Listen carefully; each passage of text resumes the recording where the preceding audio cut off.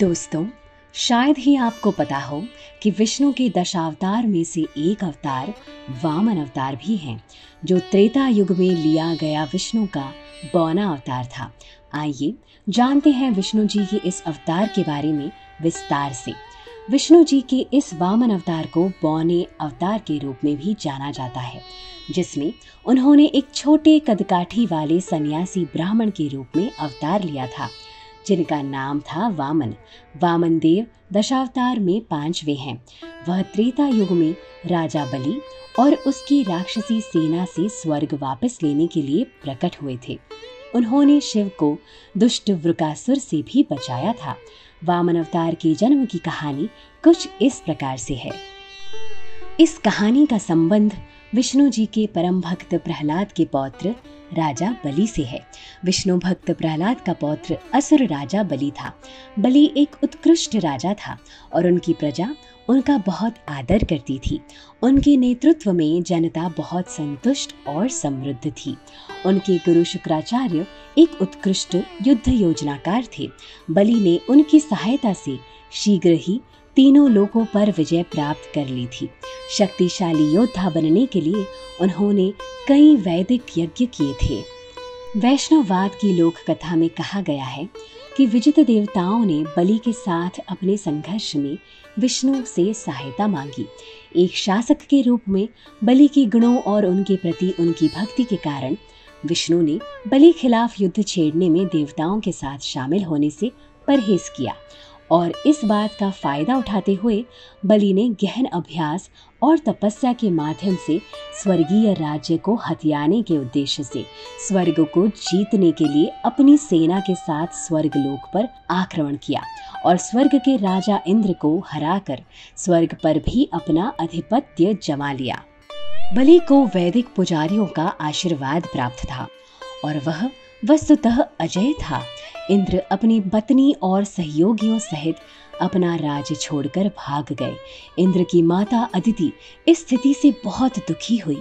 वह चाहती थी कि विष्णु आएं और बलि को हराएं और उसके बेटे को स्वर्ग के सिंहासन पर दोबारा बिठाएं। अदिति अपने पति कश्यप के पास पहुंची और उनसे आशीर्वाद मांगा ताकि उसे एक बहुत शक्तिशाली पुत्र प्राप्त हो सके। वास्तव में वह किसी और को नहीं बल्कि परम पुरुष विष्णु को अपने पुत्र के रूप में पाना चाहती थी। दूसरी ओर देवताओं की माता अदिति अपने पुत्र इंद्र की दयनीय स्थिति को देखते हुए सहायता के लिए भगवान विष्णु के पास गई। जवाब में भगवान विष्णु ने उनके पुत्र बनने का वादा उनसे किया।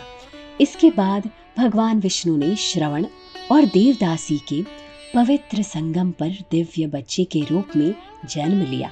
उन्होंने खुद को वामन नाम के एक बौने ब्राह्मण लड़की के रूप में बदल लिया और उसी समय राजा बलि अपने राज्य में बड़ी दयालुता के साथ अश्वमेध यज्ञ के दौरान भीड़ की इच्छाएं पूरी कर रहे थे। इस अनुष्ठान में वामन एक बौना मठवासी ब्राह्मण बन लकड़ी की छतरी लेकर बलि से मिलने यज्ञ मंडप में प्रस्तुत हुए तो वहां उपस्थित सभी लोग उनकी दिव्य सुंदरता से मंत्रमुग्ध हो गए।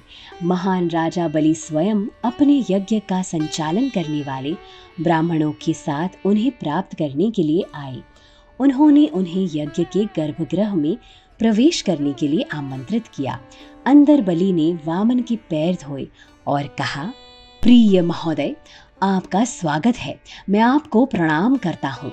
आपके आने से मेरा पूरा वंश शुद्ध हो गया है और यह यज्ञ सफल हो गया है। आपके पैर धोकर मैंने अपने सारे पाप धो दिए हैं। हे युवा ब्राह्मण, आपका यहाँ आना इंगित करता है कि आप कुछ चाहते हैं। कृपया जो कुछ भी आप चाहते हैं वह मांगे। घोड़े, हाथी, भूमि, सेना या धन, जो चाहे मांग ले।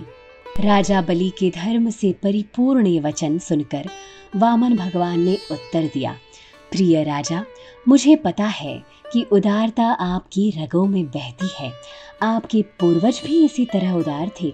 आप केवल अपने पूर्वजों की गौरवशाली परंपरा का पालन कर रहे हैं। ऐसे महान वंश में जन्म लेकर आप वास्तव में धन्य हैं। बलि ये सुनकर बहुत खुश हुए और खड़े होकर भगवान वामन को दान देने की पेशकश की।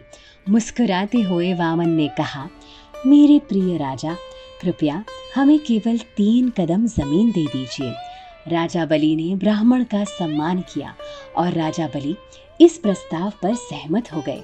तो वामन ने विशाल रूप धारण किया और केवल 2 कदमों में पूरे ब्रह्मांड को नाप लिया।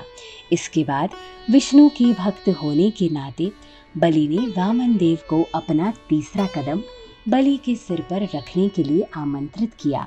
इस प्रकार विष्णु ने देवताओं के लिए स्वर्गलोक के स्वर्गीय क्षेत्र को जीत लिया और इंद्र को वापस उनका स्वर्गलोक लौटा दिया।